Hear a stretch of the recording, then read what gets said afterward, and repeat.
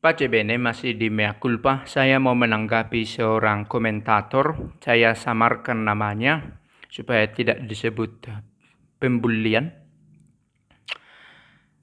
Saya bertanya kepada dia, ada berapa dokumen dari Konsili Vatikan Kedua yang sudah Bapak baca sehingga Bapak berani katakan saya menolak dengan eksplisit mengatakan itu di ruang publik. Dia katakan saya baca yang relevan, Lumen Gentium, Dignitatis Humanae, Nostra Aetate, dan Consacrosantum Concilium.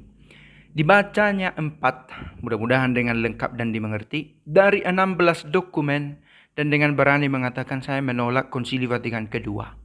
Saya yakin masih banyak yang lebih parah dari Bapak ini yang menolak Konsili Vatikan Kedua tanpa tahu menau konteks historis, latar belakang, tujuan, cita-cita dari Konsili Vatikan Kedua. Lalu Bapak yang baik ini juga berkata, saya mau tanya sesuatu yang substansif sedikit dengan huruf besar. Apakah maksud dari kalimat ini?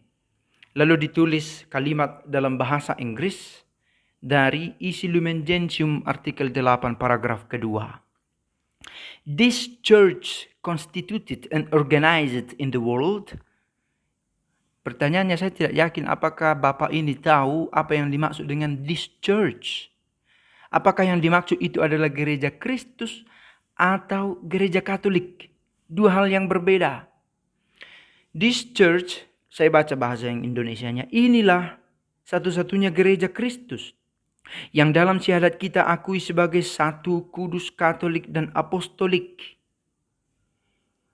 Ialah yang diserahkan juru selamat kita sesudah kebangkitannya kepada Petrus untuk digembalai. Ia pula yang dipercayakan kepada Petrus dan rasul-rasulnya yang lain untuk disebarluaskan tentang this church. Lalu di paragraf ketiga kemudian dijelaskan, gereja ini yang dibentuk dan ditata di dunia ini sebagai satu masyarakat terdapat dalam gereja Katolik. Berarti this church beda dengan gereja Katolik karena this church berada dalam gereja Katolik. Subsisted in, berada sistere, berdiri di dalam.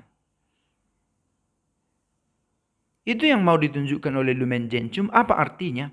Gereja Kristus sedang dirawat di dalam gereja Katolik. Apakah gereja Kristus hanya ada di dalam gereja Katolik? Kristuslah yang tahu bahwa dia bersama dengan Roh Kudus sebagai roh penghibur yang menolong, yang menyertai manusia saat ini bekerja dimanapun ia mau. Tapi kita yakin di gereja Katolik ada Kristus dan ada gerejanya, dan itulah yang kita jaga.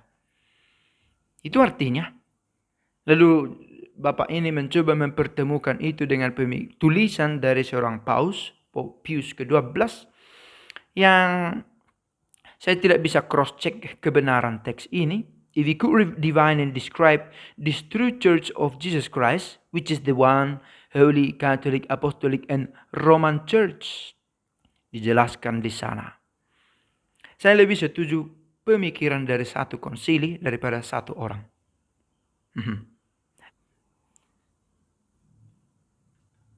Lalu kemudian dipertanyakan, Paus Fransiskus menandatangani dokumen Human Fraternity dan bilang bahwa pluralisme agama itu dikehendaki oleh Tuhan dengan mengutip Dignitatis Humanae. Anda setuju? Di paragraf mana di Dignitatis Humanae dikatakan begitu? Itu yang pertama. Dan andai kata ada, Yesus menghendaki kita ada dalam satu gereja. Itu dia. Dalam satu gereja. Dan gereja ini tidak selalu dibungkus oleh agama. Gereja itu tidak dengan sendirinya gereja Katolik. Tidak dengan sendirinya agama Katolik. Karena ini masih terkait dengan yang pertama. Karena gereja Kristus itu subsisted in gereja Katolik. Ditemukan di dalam gereja Katolik. Maka masuklah menjadi Katolik. Saya tidak mau. Karena saya juga menemukan Kristus di luar gereja Katolik. Well, biarlah itu urusan Kristus dengan dia dalam imannya. Tetapi kita harus meyakinkan dia di sinilah. Karena kami sudah tahu bahwa di gereja Katolik ada gereja Kristus. Bukan berarti dengan mengatakan ini bahwa apapun agamamu yang pasti kamu akan selamat karena bla bla bla. No, kita mau katakan kalau mau pasti selamat di gereja Katolik ada gereja Kristus. Mari masuk ke sini. Tapi kalau ternyata dia berada di luar ekstra ecclesiam, meski harus dipertanyakan mengapa dia ekstra. Apakah dia sebelumnya intra atau memang karena tidak mengenal eklesia dia menjadi ekstra. Saya pikir Bapak yang menanyakan ini masih bisa fokus dengan kalimat ini. Supaya substantif sedikit. Maka sekalipun berbeda agama, jika ternyata kita berada di dalam gereja yang sama, sekalipun dia secara anonim berada di dalam gereja, seturut bahasa dari Karl Rahner, mengapa kita membatasi karya Kristus dan Roh Kudus?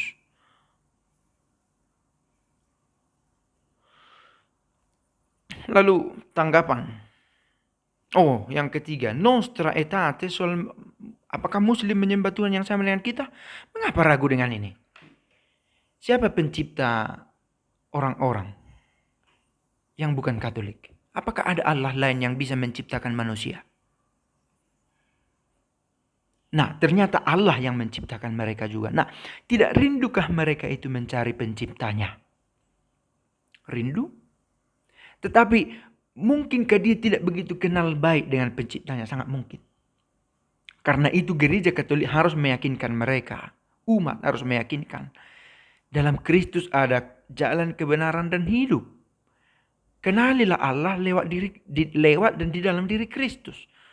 Karena orang Katolik sudah yakin bahwa Kristuslah jalan kebenaran dan hidup. Perkenalkanlah Allah yang mereka sembah itu. Dengan menghadirkan Kristus. Saya tidak tahu apakah ini logik yang terlalu berat untuk diterima. Atau terlalu asik dengan pemikirannya sendiri. Apakah Muslim menyembah Allah yang sama? Ya. Nah, apakah mereka memiliki konsep yang sama dengan Allah? Tidak. Maka tunjukkan konsepmu dan beri mereka alasan untuk percaya pada konsepmu sebagai seorang Kristen. Saya katakanmu sebenarnya ini tanggung jawab kita. Dan ini yang sedang saya lakukan.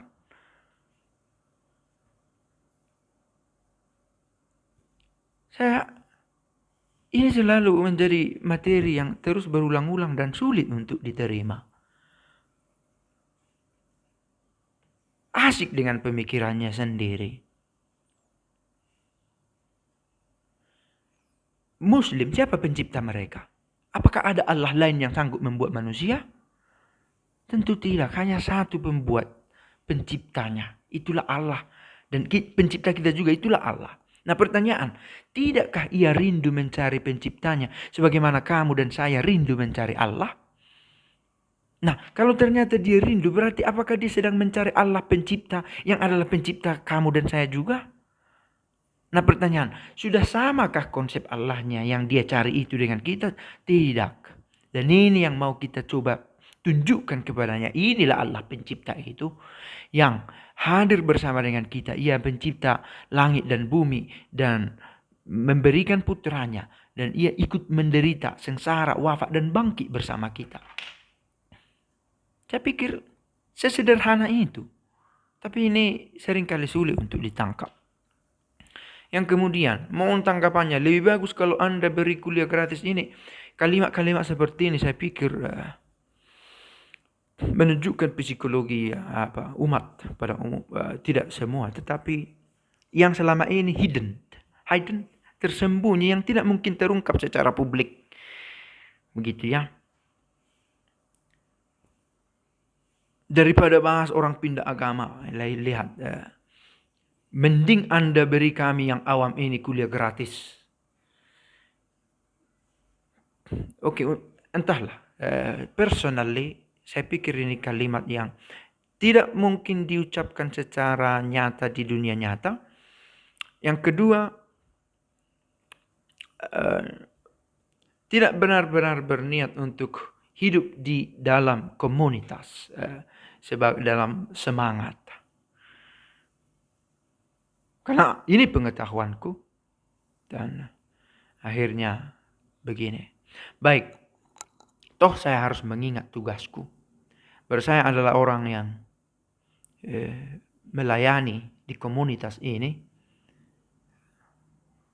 Dan dengan sadar bahwa itu adalah tanggung jawab saya. Dan harus membangun unisitas itu. Kesatuan dan universalitas itu. Maka ini adalah fenomen-fenomen yang kita tidak bisa tolak. Ini harus kita terima dengan berbagai macam latar belakang. Ya, semoga semakin tercerahkan dan kita mencintai gereja bukan karena kita merasa soft, nyaman dan lembut, tetapi karena disinilah saya menemukan Kristus. Semoga. Pace e bene.